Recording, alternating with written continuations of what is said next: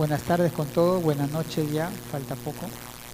Bueno, yo quisiera hoy día compartir con ustedes en el libro de Esther. Si pueden abrir ustedes el libro de Esther, capítulo 4. Y doy la bienvenida a cada uno de ustedes. Gracias porque usted ha elegido estar aquí en el mejor lugar, amén. Mucha gente está en fiestas, paseos, realmente uno lo puede hacer, pero hay un tiempo de reunión, hay una cita con el Rey de Reyes y Señor de Señores. Entonces es importante tener siempre en claro eso. Yo, por ejemplo, cuando ya no estoy en el culto o algo, damos licencia, que son a veces el Día del Padre, como que nos sentimos raros con mi esposa, y algo falta, ¿no? El domingo en la iglesia debemos estar, como que ya se hace un hábito, y como que el domingo debemos estar en la casa del Señor. Entonces, cuando no estamos en la casa de Dios, como que algo está incompleto, ¿no? Y eso tenemos que tener nosotros siempre, ¿no? El domingo tenemos una cita con Dios. Si usted tiene ya en Esther capítulo 4, póngase de pie, vamos a leer solamente 2 versos y se sienta nuevamente. ¿Me? Quiero que me ayuden ustedes a leer ahí, capítulo 4 de Esther. Esther es un libro que está después de Nehemías, ¿ya? Los profetas, y está antes de Job. Ahí está. Dice así, miren la palabra de Job, escuchen. Repitan conmigo. Entonces dijo Mardoqueo. Repita, entonces 13, 14. ¿Ya? 4, verso 13 y 14. Repita conmigo. Entonces dijo Mardoqueo que respondiesen a Esther: no pienses que escaparás en la casa del rey más que cualquier otro judío. Repitan, porque si callas absolutamente en este tiempo, respiro y liberación vendrá de alguna otra parte para los judíos, mas tú y la casa de tu padre pereceréis. Hay una pregunta, hágalo como pregunta. ¿Y quién sabe si para esta hora has llegado al reino? Dígale así, mirando a su compañera ahí, dígale, ¿y quién sabe si para esta hora has llegado al reino? Amén, tomen su asiento. Mire, yo voy a narrarle aquí, así que usted no se me vaya a dormir. Le voy a narrar como una historia, pero una historia verdadera. Todo lo que está aquí en las Escrituras. Usted sabe que estamos estudiando las Escrituras y usted se ha dado cuenta que cuando la Biblia habla del mar de Galilea, yo sé que en su mente hubo el mar, como Huanchaco, como Salaberry, como cuando usted se va a Lima, un mar, pero no era así.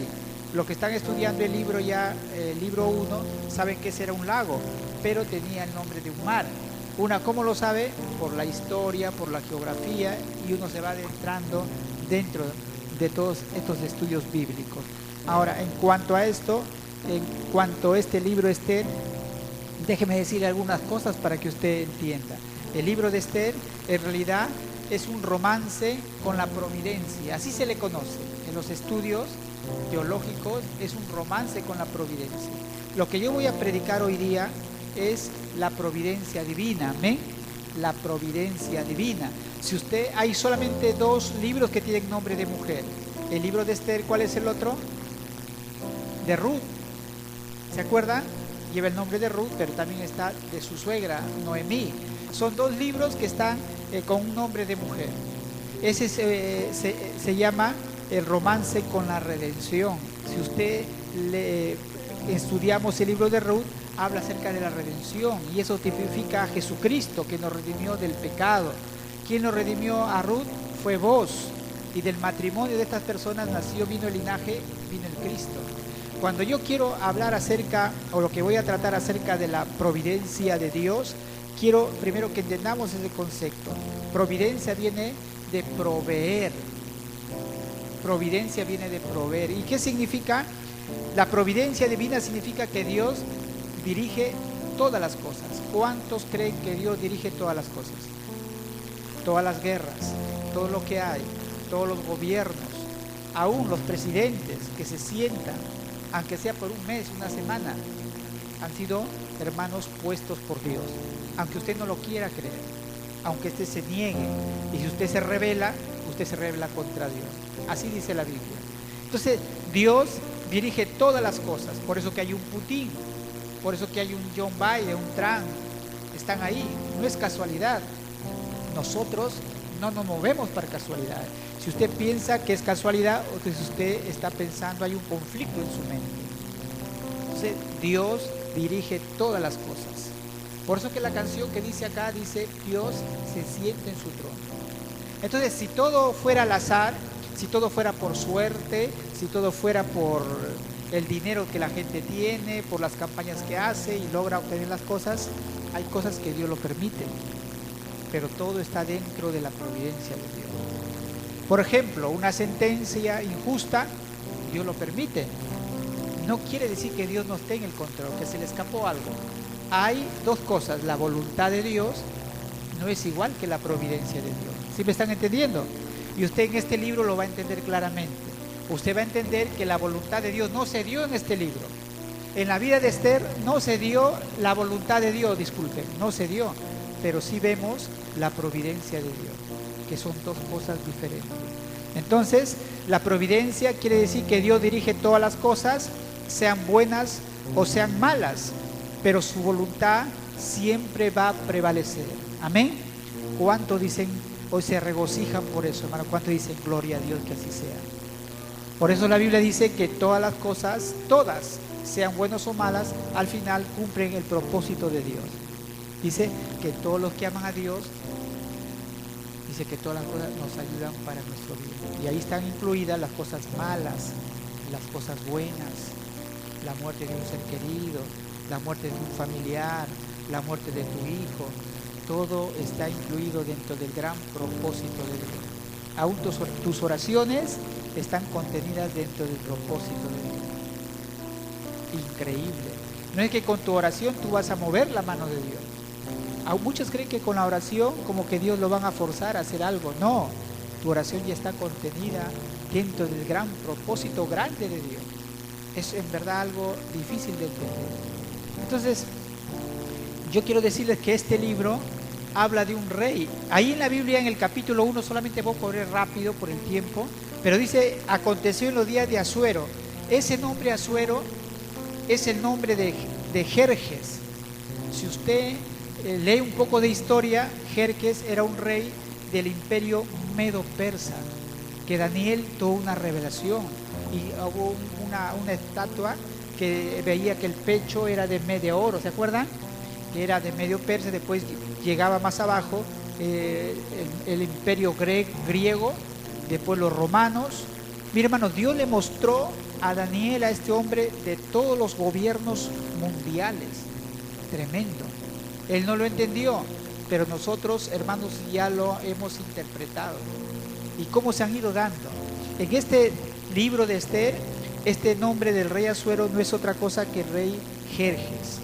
Y el rey Jerjes dice que reinó desde la India hasta Etiopía y tuvo sobre 127 provincias. Imagínate su reino. Su reino estaba toda la India, toda Etiopía, parte de África. Era un gobierno poderoso. Estaba lleno, repleto de oro, estaba de fortuna, de riquezas. Este rey de esplendor. Entonces, ¿qué es lo que sucede? Más o menos estábamos que en el año 483 a.C., este rey estaba planeando hacer una guerra. ¿A quién? A los griegos. ¿Saben por qué? Porque su padre de Jerjes había sido Darío, era su padre. Su padre tuvo una guerra con los griegos en que sufrió una derrota. Dice que tuvo 300 barcos de guerra. Iba a invadir a Grecia, pero sucedió algo. Escuchen, iba a ganar, iba a descender todo su ejército, 300 barcos de guerra. Y sucedió algo. Hubo una tormenta, una terrible tormenta, y destruyó sus 300 barcos. Ni un barco pudo llegar a la orilla para atacar a Grecia. ¿Qué ve usted aquí? Vemos que Dios había predicho que el imperio persa iba a tener una posición, pero después iba a sucumbir y los griegos iban a subir en el poder. Y Dios hizo que esos barcos nunca pisaran tierra. ¿Sí me está entendiendo? Cómo Dios cumple sus propósitos. si esas embarcaciones llegaban, él realmente hubiera ganado Darío la guerra. Este rey Jerjes, ¿qué lo vemos haciendo aquí? Él, como su padre murió, estaba preparando un ejército poderoso, murió, pero su hijo, que llegó a gobernar en el 519 a.C., él quiso vengar esa derrota.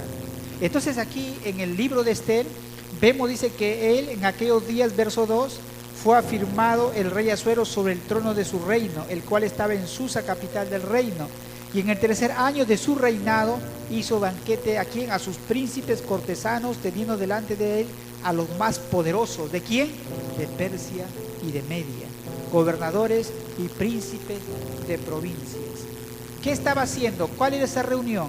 Esa reunión era justamente para planear la guerra contra Grecia. Entonces él estaba reuniendo a todos ellos para planear, él estaba seguro de que iba a ganar la guerra.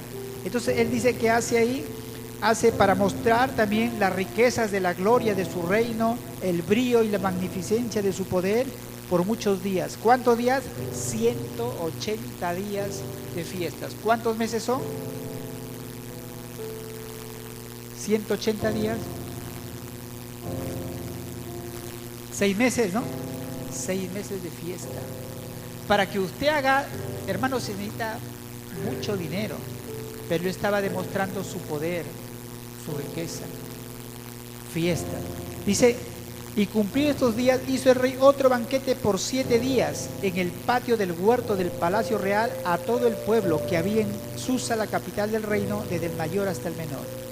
Y describe la Biblia, aquí no hay nada, solamente está describiendo, no hay nada espiritual, pero dice, el pabellón era blanco, verde y azul, verso 6, tendido sobre cuerdas de lino y púrpura en anillos de plata y columnas de mármol, los reclinatorios de oro y de plata, sobre losado de porfido y de mármol y de alabastro y de jacinto, y daban de beber en vasos de oro y vasos diferentes unos de otros, y mucho vino real, de acuerdo con la generosidad del rey, y la bebida era según esta ley, que nadie fuese obligado a beber, porque así lo había mandado el rey a todos los mayordomos de su casa, que se hiciese según la voluntad de cada uno.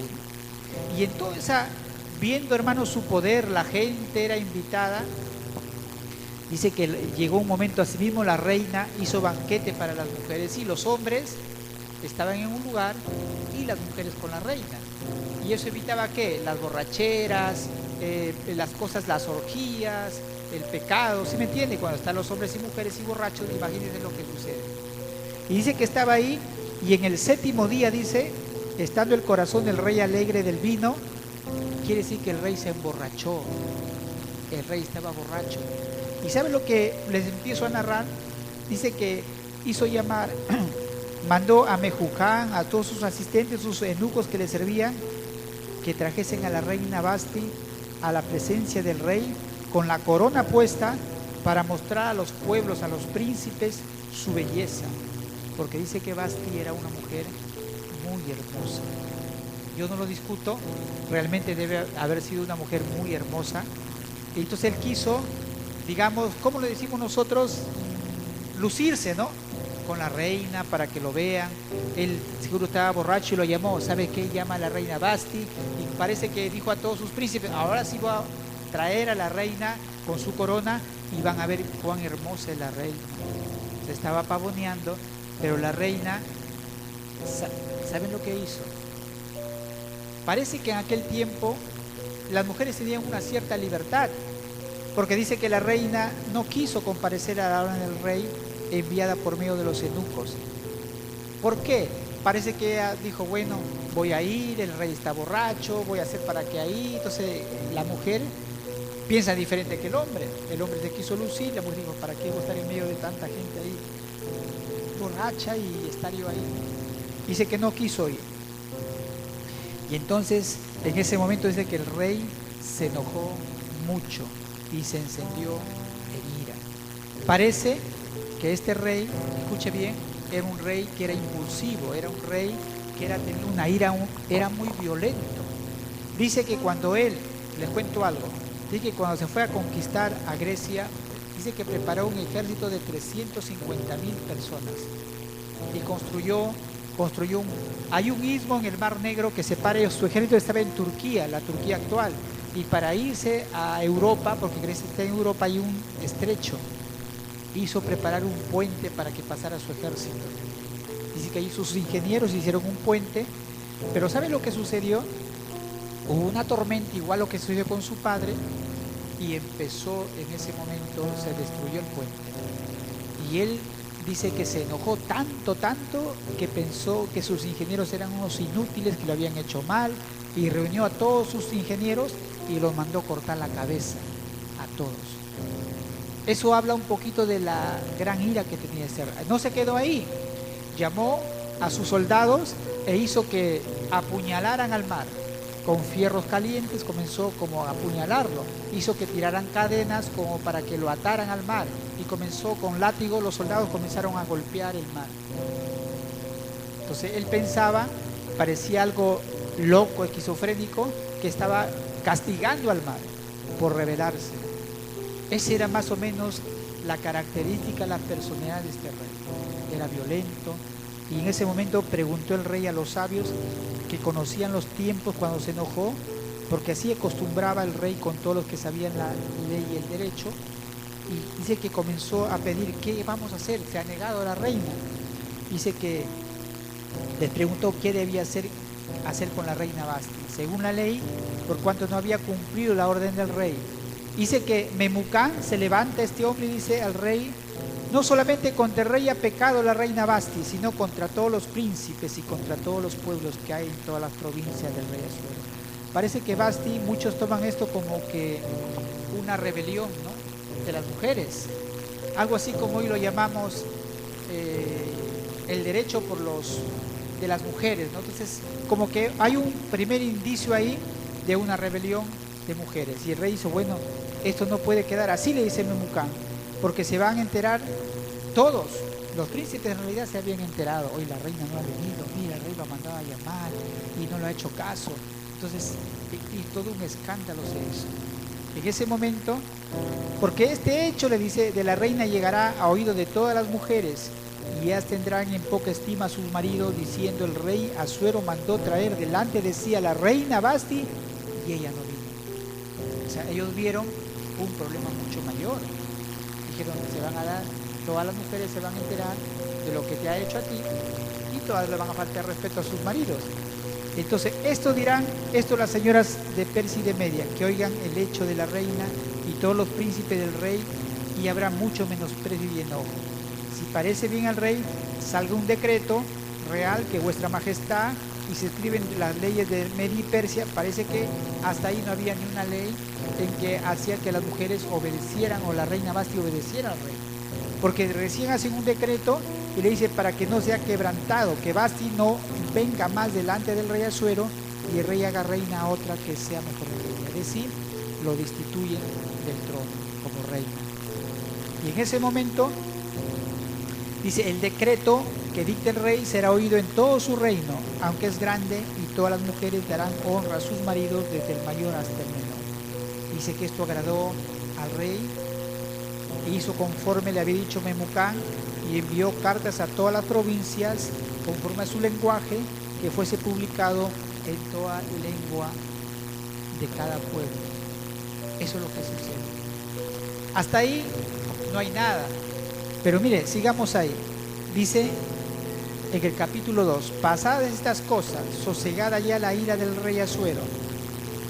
Cuando dice pasadas estas cosas, él ya había hecho su campaña. Algunos estudiosos dicen que él ya había ido a la guerra con Grecia, que ahí había pasado 4 años. 4 años. Es decir, estuvo 2 años en guerra con Persia y perdió la guerra. Hubo una guerra no sé si han visto una película, Termópilas, que eso es una guerra de los 300 de... Hay una película de que dicen que el soldado griego era diferente del soldado persa. Dice que un soldado griego estaba mentalizado y preparado para matar a 10 hombres. Entonces los persas más confiaban en su número, o sea, mientras más eran, más poderoso el ejército. Por eso que su ejército era numeroso. Dice que su padre, para poder combatir con los griegos, reunió a 1.000.000 de soldados. O sea, confiaban en el numeroso de su ejército, pero Grecia no era así. Y que sus soldados estaban capacitados para que un soldado hiciera frente a 10 persas. Y es por eso que se ve en la guerra que 300 personas hacen frente a un ejército completo. Entonces tenían las lanzas más largas, estaban mejor preparados. ¿Han escuchado ustedes de la carrera de maratón? Dice que un soldado fue llevando una noticia al ejército, pero le iban a atacar por la retaguardia y corrió 30 kilómetros, pero lo hizo rápido, 30 kilómetros corriendo, es bastante. Y de ahí se han elegido que esa distancia sea para correr en las maratones, 30 kilómetros. Dice que llegó tan exhausto que cuando llegó con el mensaje murió ese soldado. Por eso es la famosa batalla de Maratón. Esos soldados eran fuertes, los griegos estaban preparados para tener batallas fuertes, eran rudos. Entonces él pierde la batalla, estaba triste y él dijo, bueno, me voy a entretener, y se empieza a acordar para distraerme, y se acuerda de Basti y sus criados. Le dicen, busquen para el rey jóvenes vírgenes de buen parecer. Verso 3, y ponga el rey personas en todas las provincias de su reino que lleven a todas las jóvenes vírgenes de buen parecer a Susa, residencia real, a la casa de las mujeres, al cuidado de Gal, eunuco del rey. En conclusión, aquí en la Biblia se ve el primer concurso de belleza. ¿Me están escuchando? Es decir, convocan a las mujeres más hermosas, vírgenes, para que un concurso las preparen por un año, hermano. Usted cuando va a un centro de belleza, ¿cuánto tiempo se demora? Creo que horas, ¿no? Pero 4 horas, ¿no? Pero dice que ahí lo tenían un año. De que el verso 12 dice, conforme a la ley acerca de las mujeres, pues se cumplía el tiempo de sus atavíos, esto es 6 meses con óleo de mirra y 6 meses con perfumes aromáticos y aceite de mujeres y adornos que le ponían a la mujer. Un año de puros perfumes ahí. Entonces, eso es lo que estaba pasando. Hubo un concurso y dice que había, en el verso 7, dice que, verso 6, el cual había en Susa residencia real, ahí empieza, hermano, recién cómo Dios está obrando, en el capítulo del verso 5. Había en Susa residencia real un varón judío, cuyo nombre era Mardoqueo, hijo de Jair, hijo de Simeí, hijo de Cis, del linaje de Benjamín, el cual había sido transportado de Jerusalén con los cautivos que fueron llevados con Jeconías, rey de Judá, a quien hizo transportar Nabucodonosor, rey de Babilonia. El primer imperio mundial fue con Nabucodonosor, después el imperio medio persa. Y había criado a Adasa. ¿Cómo se llamaba Esther? Adasa. ¿Qué significa Adasa? Adasa significa estrella. Estrella. Entonces, Adasa, es decir, Esther, hija de su tío, es decir, que eran primos. Mardoqueo y Esther eran primos. Dice porque era huérfana y la joven era de hermosa figura y de buen parecer. Cuando su padre y su madre murieron, Mardoqueo la adoptó como hija suya.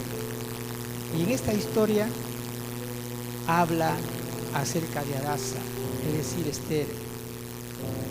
Había quedado huérfano, pero había algo en ella. Dice que era de figura hermosa y de buen parecer. Y así que como hubo este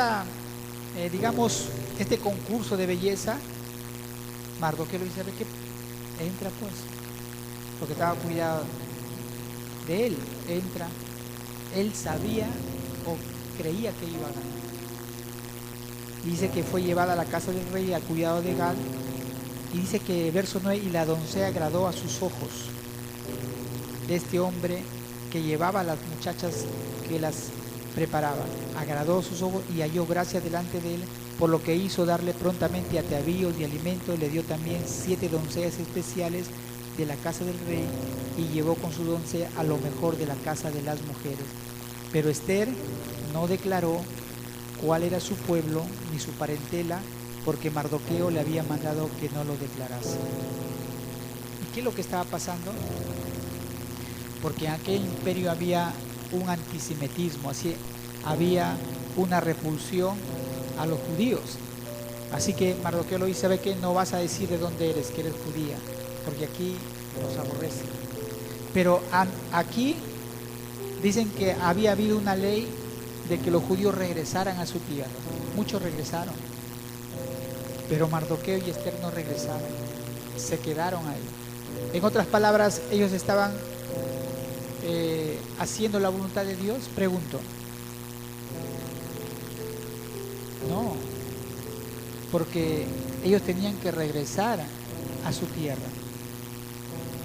Dios había dicho que los iba a esparcir por toda la tierra como consecuencia de la idolatría, pero también había dicho que los iba a reunir. Y había salido un edicto que todos los judíos vuelvan a su tierra, y ellos se quedaron. Entonces ellos no estaban obedeciendo a la voz de Dios. Aquí hay un ejemplo de la voluntad de Dios y la providencia de Dios. ¿Sí me dejo entender? No estaban en la voluntad de Dios, estaban ahí. Pero vemos como Dios, en medio de eso, de la desobediencia de ellos, vemos el cuidado de Dios, la provisión de Dios para ellos. Entonces, ¿qué es lo que sucede? Por ejemplo, ahorita en Israel dice que hay más de, bueno, no, el número no lo tengo exacto, pero muchos millones de judíos que no han vuelto a Israel. Hay judíos en Argentina, bastantes judíos en Argentina, hay en Alemania, hay judíos en Rusia.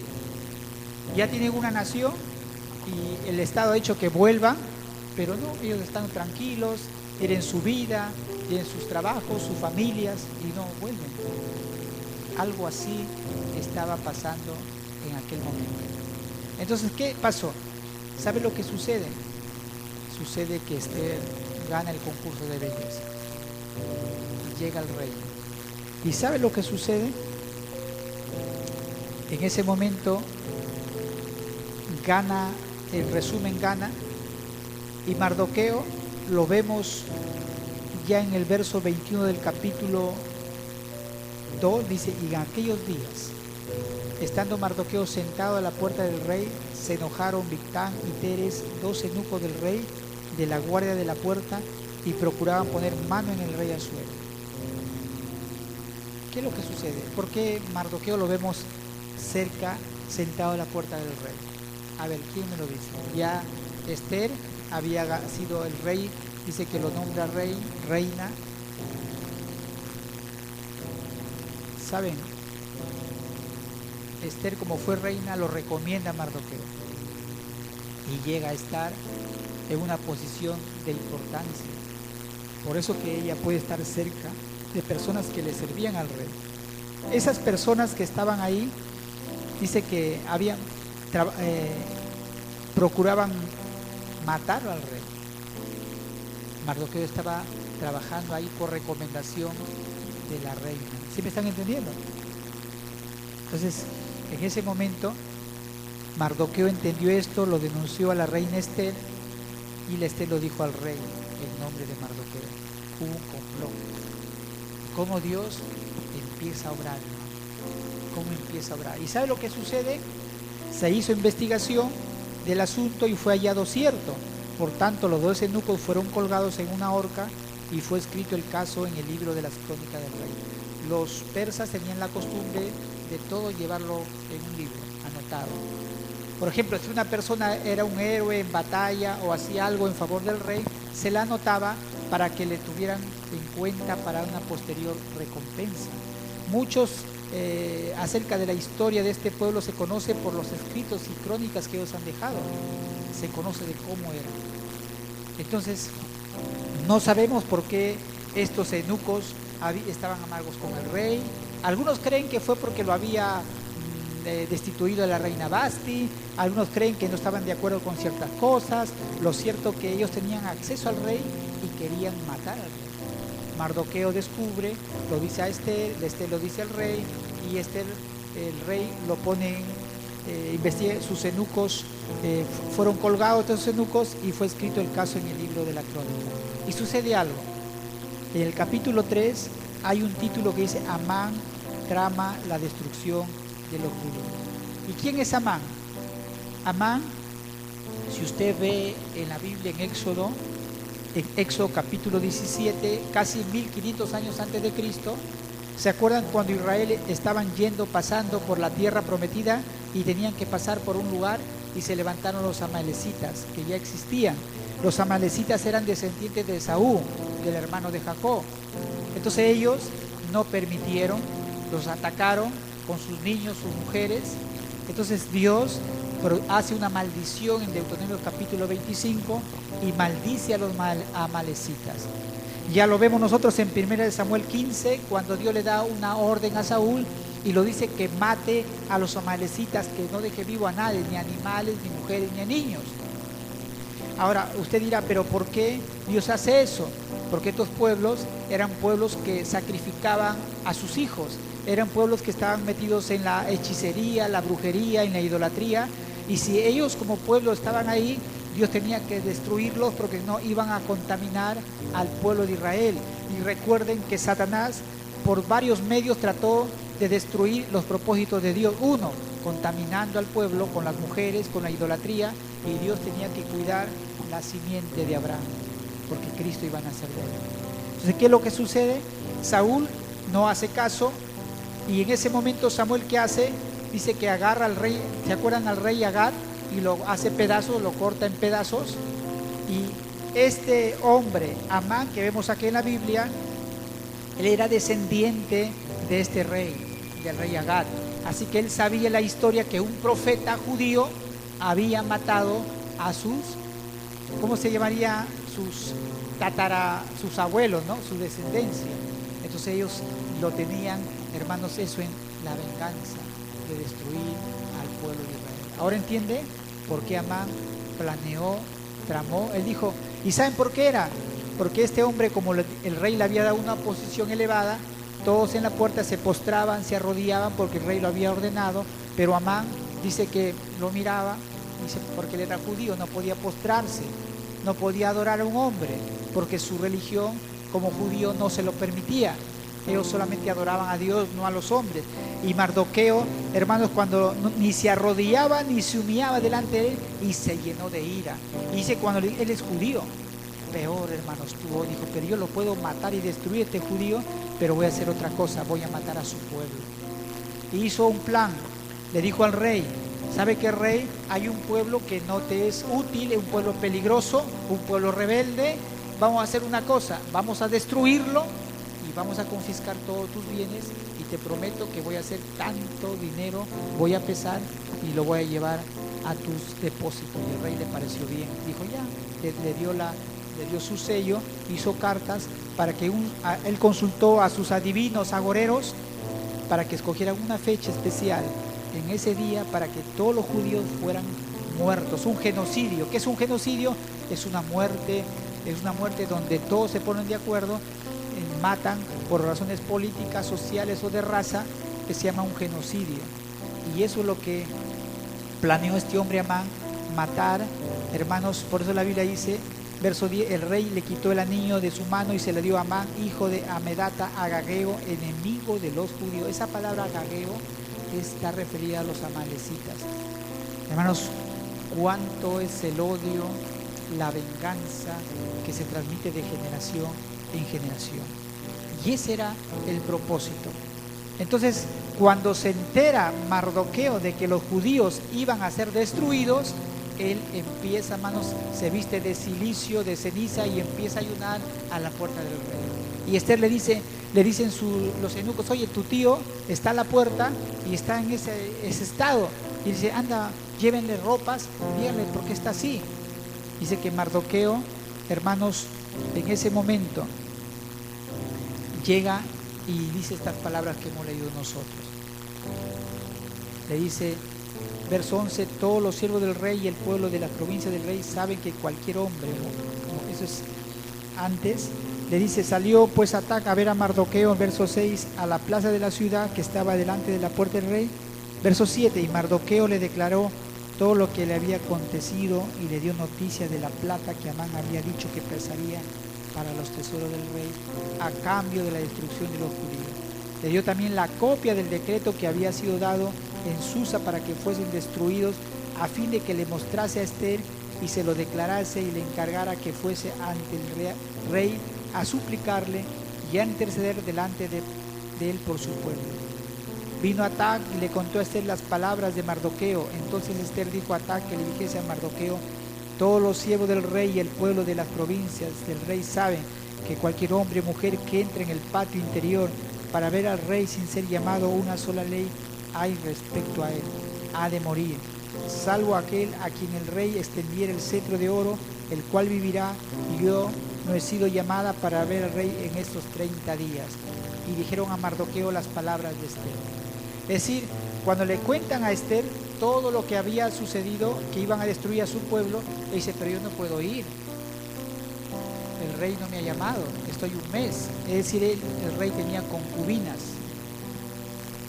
Y uno se pone a pensar, escuche bien, hermano, ¿será bueno participar en concursos de belleza? ¿Será bueno que Mardoqueo haya permitido que este rey impío tenga y concurse y sea reina, pero este hombre a la vez tenga mujeres concubinas? ¿Se acuerdan que la costumbre de antes era tener varias mujeres? Lo tuvo David, lo tuvo Salomón. Era una costumbre. ¿Yo puedo tomar esas costumbres ahora en este tiempo? No, porque estamos en otro tiempo. Dice que hubo una persona que le dijo al pastor: pastor, a mí me gusta el rey David. ¿Cómo vivía el rey David? Dice que él, en este tiempo, es real, dice que él tenía su mujer, se había casado, pero tenía su amante y lo tenía en un departamento.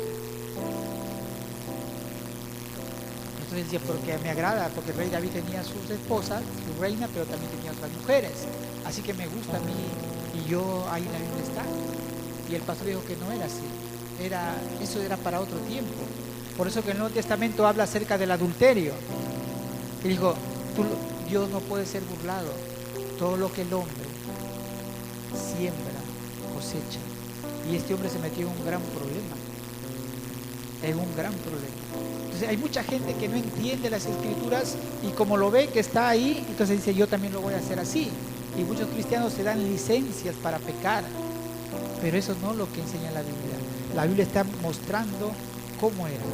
Entonces el Mardoqueo no estaba viviendo en la voluntad de Dios, porque hay varias cosas que Dios permitió, pero cómo Dios lo iba usando todo eso. Miren, entonces Mardoqueo le dice a Esther, porque tenía temor, conocía que el rey era iracundo, era violento, sabía que si venía, ella se daba cuenta que porque Vasti no le había hecho caso, lo destituyó. Ella dijo: si yo voy, me presento en ese momento, me matan, porque había una ley. Entonces Mardoqueo, mire las palabras de este hombre. Entonces Mardoqueo le dijo que respondiese a Esther: no pienses que escaparás en la casa del rey más que cualquier otro judío. Este hombre le dice: ¿sabe qué, Esther? No creas que porque ser reina tú no vas a sufrir muerte, porque ciertamente tú también vas a morir. Pero le dice algo: porque si callas absolutamente en este tiempo, miren lo que le dice este hombre: qué fe, respiro y liberación vendrá de alguna otra parte para los judíos, mas tú y la casa de tu padre morirán. Y quién sabe si y le dice esto: y quién sabe si para esta cosa, para este tiempo, para este momento, Dios te ha colocado en el reino.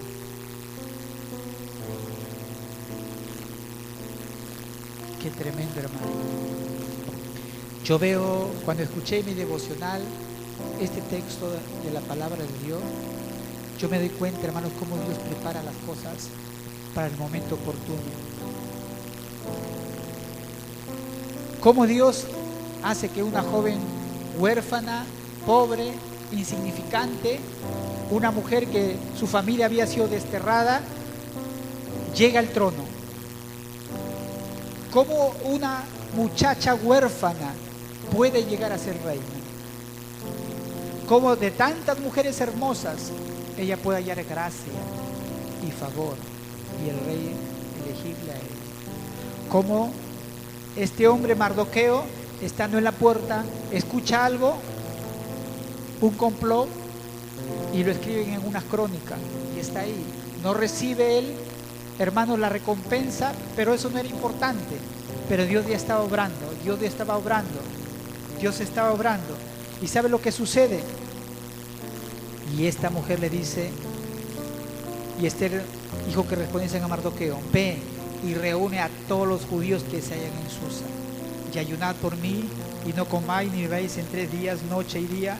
Yo también con mis doncellas ayunaré igualmente, y entonces entraré a ver al rey.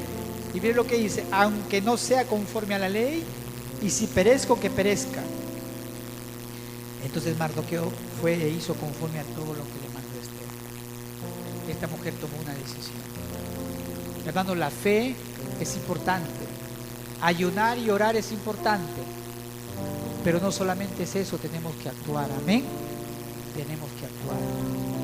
Cuando tengamos momentos muy difíciles de nuestra vida, estemos pasando momentos muy difíciles, hermano, es momento de orar, es momento de ayunar. Aquí iban a exterminar a una nación, a un pueblo, y Esther echó mano de lo que ella sabía por la palabra, porque conocía las escrituras, que era momento de ayunar 3 días. Hizo ayunar a sus doncellas, ayunaron, y dijo: bueno, si perezco, que perezca, si entro al rey, que muera o que muera. Ella actuó, y nosotros debemos actuar. Cada vez que nosotros estemos entrando en oración y ayuno, también tenemos que actuar. Y ahí, hermanos, cuando ella lo invita al rey, entra, y el rey, no era su tiempo, pero haya gracia y extiende su cetro. Y esa era la señal de que ella no moriría. Entra y dice: ¿qué quieres? Dice: tocó la punta de su cetro Esther, y dijo el rey: ¿qué tiene reina Esther? ¿Y cuál es tu petición? Hasta la mitad del reino se te dará. Qué tremendo lo que hace Dios. Amén. No era el tiempo, quebrantó, el rey le dio su benevolencia, le dijo: hasta la mitad de mi reino te doy. Y Esther le dijo: si le place el rey, vengan hoy el rey y Amán al banquete que he preparado para el rey. Qué inteligencia, Dios le dio sabiduría a esta mujer. Dios ordenó todo. Dice que comieron ahí, y si ha hallado gracia ante los ojos del rey, y si le place el rey otorgar mi petición, le dice, y conceder mi demanda, que venga el rey con Amán a otro banquete que les prepare. El rey estaba inquieto: ¿qué se traerá este Esther? Me tiene de banquete en banquete y no me dice qué es lo que quiere. Pero ¿sabe lo que cosa, hermanos? Dice que en ese segundo banquete, hermanos, ya Amán dice que salió contento. Este hombre que había planeado matar a su pueblo salió contento y alegre de corazón, pero cuando vio a Mardoqueo a la puerta del palacio del rey, que no se levantaba ni se movía de su lugar, se llenó de ira contra Mardoqueo, pero se refrenó Amán y vino a su casa y mandó llamar a sus amigos y a su mujer, y le dijo: ¿sabe qué? El rey me prefiere, miren la gloria le refirió la gloria de su riqueza, la multitud de sus hijos, todas las cosas con que el rey le había engrandecido, lo que le había honrado sobre los príncipes, y añadió a Amán: también la reina Esther me hizo venir con el rey a un banquete, y a mí me ha invitado, a otros no, ni a un príncipe, solamente a mí. Y añadió Amán: también la reina Esther a ninguno más hizo venir que a mí, pero todo esto de nada me sirve cada vez que veo al judío Mardoqueo sentado a la puerta del rey. Y le dijo Zeres su mujer y todos sus amigos: miren, la mujer también era malvada, hagan una horca de 50 codos de altura, y mañana di al rey que cuelguen a Mardoqueo en ella, y entra alegre con el rey al banquete. Y agradó esto a los ojos de Amán, e hizo preparar la horca. Hermanos, él hace preparar la horca en ese mismo día. Y mire lo que sucede en el capítulo 6. Horas más tarde, aquella misma noche, se le fue el sueño al rey. ¿A quién se le fue el sueño? Al rey. La horca ya estaba preparada ya. Y dice que entonces, el rey dijo que trajesen el libro de las memorias y crónicas y que la leyeran en su presencia. Entonces hallaron escrito que Mardoqueo había denunciado el complot de Bigtán y de Teres, dos eunucos del rey, de la guardia de la puerta, que habían procurado poner mano en el rey. Y dijo el rey: ¿qué honra o qué distinción se hizo a Mardoqueo por esto? Respondieron: nada, nada se ha hecho con él. Entonces dijo el rey: ¿quién está en el patio? Y Amán había venido al patio exterior de la casa real para hablarle que lo cuelguen a Mardoqueo. Y los servidores del rey le respondieron: he aquí, Amán está en el patio. Y el rey dijo que entre. Él venía para que lo ahorque, lo pide. Y entró pues Amán, y el rey le dijo: ¿qué se hará al hombre cuya honra desea el rey? Y Amán dijo en su corazón: es a mí, ¿a quién más fue? Y mire, respondió: traigan el vestido real de que el rey se viste, y el caballo en que el rey cabalga, y la corona real que está puesta sobre su cabeza, y den el vestido y el caballo en mano de alguno de los príncipes más nobles, y vistan a aquel varón cuya honra desea el rey, y llévenlo en el caballo por la plaza de la ciudad, y pregonen delante de él: así se hará el varón cuya honra desea el rey. Entonces el rey dijo a Amán: date prisa, toma el vestido, el caballo, como tú has dicho, y hazlo así con el judío Mardoqueo. Yo cuando leo esto me da una risa de ver, hermanos, me gozo de cómo hace Dios, amén. De cómo Dios, hermanos, hizo todo esto, y ese mismo hombre que quería ahorcarlo hizo que lo paseó por toda la ciudad pregonando, hermanos, lo que Dios le había honrado a este hombre. Se fue molesto. Y para hacer esto, hermano, cuando llegó al banquete con la reina Esther, le declara que Amán era el hombre que quería destruir a su pueblo. Ella se identifica como judía. Y el rey se enfurece, se enoja, y el rey sale enojado al patio, y él se postra a rogarle a la reina, porque sabía que ya su suerte estaba echada. El rey entra y lo ve que estaba postrado, cogiendo ahí a la reina, y dice: lo quieres violar en mi presencia. Y en ese momento lo sacan, hermano, y le dicen, y dijo Orbona: después el rey volvió del huerto del palacio al aposento del banquete, y Amán había caído sobre el lecho en que estaba Esther. Entonces dijo el rey: ¿querrás también violar a la reina en mi propia casa? Al proferir el rey esta palabra, le cubrieron el rostro a Amán, y dijo Arbona, uno de los eunucos que servían al rey: he aquí en casa de Amán la horca de 50 codos de altura que hizo Amán para Mardoqueo, el cual había hablado bien por el rey. Entonces el rey dijo: colgarlo en ella. Así colgaron a Amán en la horca que él había hecho preparar para Mardoqueo, y se apaciguó la ira del rey. Y eso, hermanos, cuando un enemigo trama algo y destruirte, o hace una trampa, él cae en esa misma trampa. Y Dios lo sigue haciendo, hermano, en todos sus hijos. Por eso ese proverbio que dice: ya ves, la horca, ¿te acuerdas de la horca de Amán? Que él preparó para ahorcar a su enemigo, y él mismo fue ahorcado ahí. ¿Y sabe lo que sucede? Todas las propiedades lo dio a la reina Esther de Amán, y la reina Esther lo da a Mardoqueo. Mardoqueo la ministra, y Mardoqueo llegó a ser un hombre muy poderoso, temido de los judíos, y hacen una ley de revocación a ese edicto real, pero no podía abrogarlo, así que los judíos tenían que pelear por su vida. Y así se libran. Esta es una historia, hermanos, hermosa acerca de la providencia de Dios. Usted se ha dado cuenta, hermanos, cómo cuando a Mardoqueo lo ponen en ese libro y al rey se le va el sueño, ¿no? Y justo en ese momento Dios está obrando. En todo este libro, hermanos, usted verá la providencia de Dios. Para terminar, por la hora, del matrimonio de Asuero o Jerjes con Esther, ¿sabe quién nació? El rey Ciro.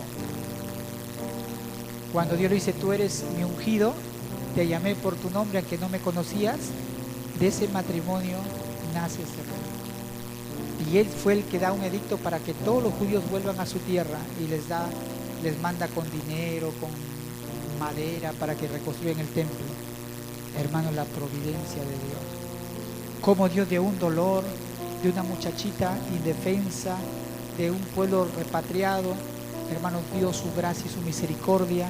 Él cumplió de proteger y de proveer a este pueblo, hermano, por amor a su nombre. Amén. Qué hermosa historia. Con eso, ¿qué te quiero decir, hermano? Te quiero decir que cada uno de nosotros tenemos que confiar en la providencia de Dios. No temas.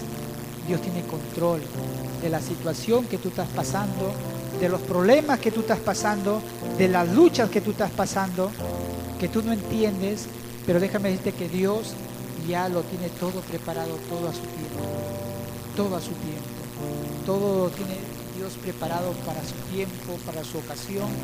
Dios lo tiene como un reloj. Dios nunca llega tarde, Dios llega siempre justo a tiempo.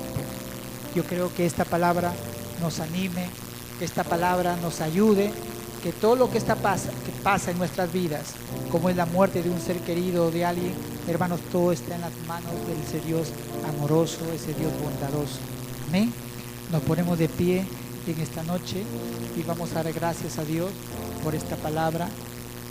Vamos a darle gracias por su bondad, por su misericordia. ¿Cuántos están contentos, hermanos, por servir a este Dios? Amén. Muchas veces podemos salirnos de la voluntad de Dios, pero Dios está ahí cuando nos humillamos y reconocemos para poder proveernos, poder protegernos. Amén. Vamos a orar. Amado Dios, te doy gracias en esta noche por tu preciosa palabra, Señor, porque vemos en este libro de Esther, Señor, tu providencia, tu mano, tu bondad, tu misericordia para con este pueblo, Señor, para con la vida de Mardoqueo, para con la vida de Esther. Padre, yo te agradezco por tu providencia también para con esta iglesia, con cada familia, cada matrimonio, cada joven, cada persona que congrega aquí, Señor. Vemos tu favor, vemos tu misericordia, vemos tu bondad, Señor, cada día, Señor. Nunca nos quedamos sin comer, nunca nos quedamos de hambre, Señor. Tenemos un techo de una cama donde recostar nuestra cabeza, donde poder descansar. Nos das ese sueño plácido. Nos das, Señor, gracias por todo, Señor, porque vemos tu mano en cada momento de nuestras vidas, Señor. Vemos tu provisión, vemos tu pan, vemos, Señor, cómo tú nos das el pan de cada día, Señor. Muchas gracias, Señor, en el nombre maravilloso de Jesús estamos agradecidos por todo, Señor.